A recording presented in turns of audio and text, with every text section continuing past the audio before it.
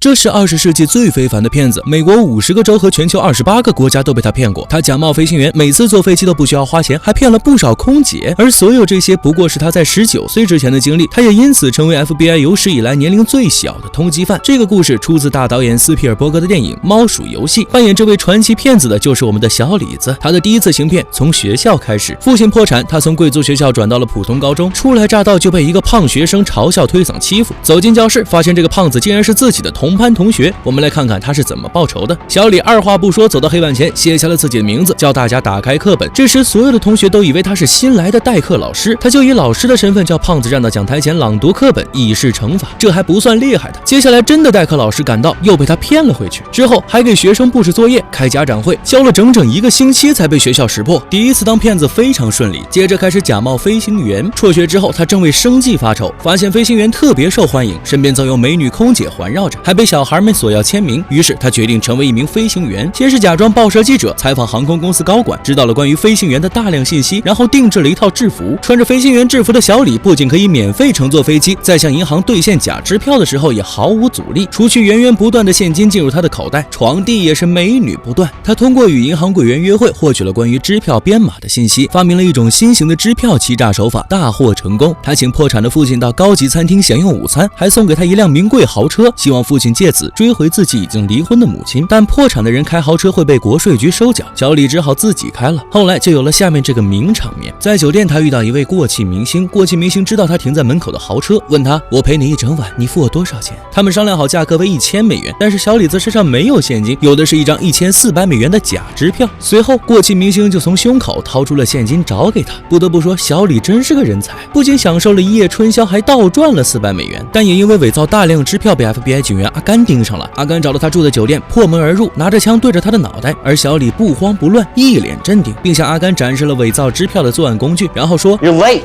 all right? My name's Alan, Barry Allen, United States Secret Service. Your boy just tried to jump out the window. My partner has him in custody.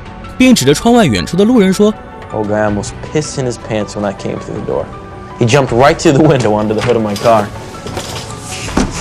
Hey, Murph. Yeah, call the LAPD again. I don't want people walking through my crime scene.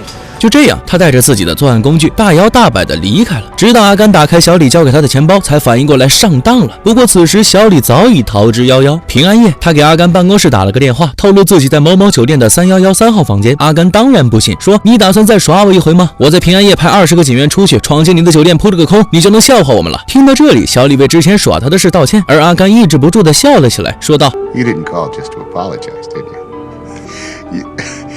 You have no one else to call.